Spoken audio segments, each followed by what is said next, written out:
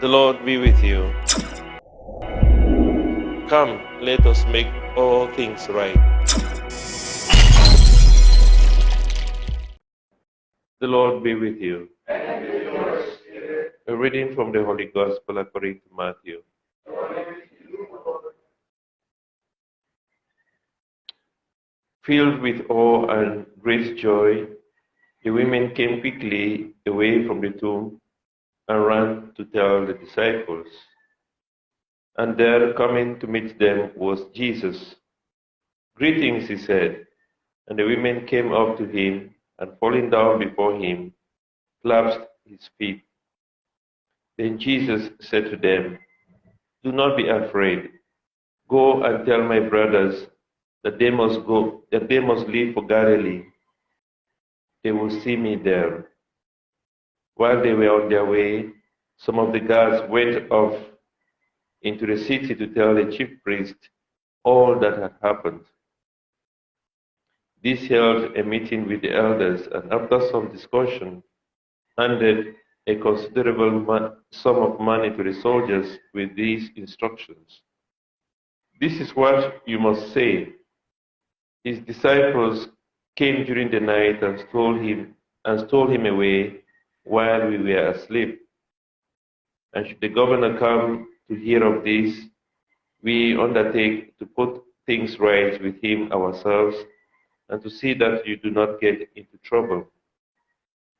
The soldiers took the money and carried out their instructions, and to this day, that is the story among the Jews. The Gospel of the Lord. Praise to you, Lord Jesus Christ. So this brings to mind the parable of the rich man and Lazarus that we read in the Gospel of Luke some time ago. You remember when Abraham said to the rich man when he was in Hades, he told him, they would not listen. They would not listen, your brothers, because the rich man had asked and requested that Lazarus should be sent to his home so that he is going to warn his brothers that they will not come to this place of suffering. And Abraham said, no, they have the prophets to listen to. And he said, no, if somebody was to rise from the dead, they would listen to him. And he said, no, even if somebody were to rise from the dead, they would not believe. They would not believe. And specifically, we find that Jesus had risen from the dead. The Jewish authority and the elders wants to invest on the other possibility. Now, the women came and they found the tomb empty. They found Jesus himself. But you see, when there is an empty tomb, it is open to many possibilities. One of it is that Jesus is truly risen, and that is why the tomb is empty. And the other reason is that, or the other option, the other possibility is that it is true his body could be stolen. It's not 100% if you find an empty tomb to just say he's risen. Maybe his body could be stolen. And this is what the elders invest on. They say his body has been stolen.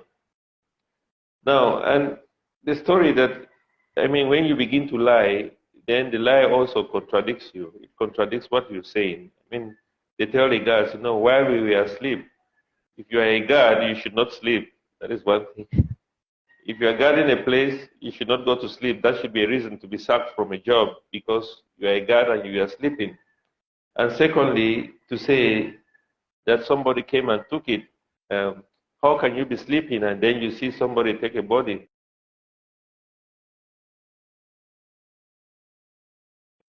One thing is that you should not be sleeping as a guard. Secondly, how can you see somebody take the body if you are asleep?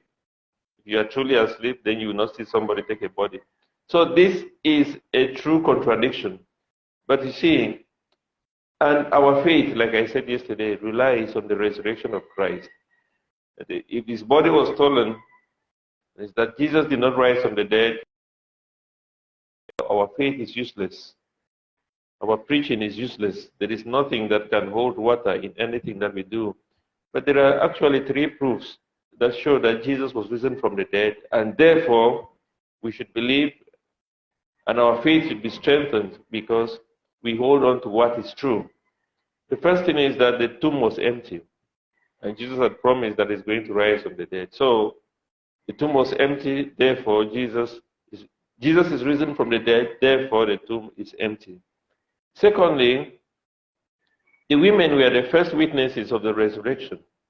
And even if the disciples of Jesus wanted to lie about the resurrection, they will not use women as witnesses, because women were not considered as, even if you, in those days, if you go into court, you would not call a woman as a witness. So women were not considered as anything at that time. So to take a woman as a witness is just making your story incredible. But the fact that the first witnesses of the resurrection were women showed that the disciples did not try to make it up. Showed that the disciples did not try to make it up. And then later, the third reason that there was really a resurrection is that you would not be prepared to die for something that is a lie or something you are not sure of. We realized later on in the Acts of the Apostles, which we read today, we read the speech of St. Peter after the Pentecost event. And later on we realized that these people are flogged, they are beaten, they are persecuted for speaking about the resurrection, and they do not give up.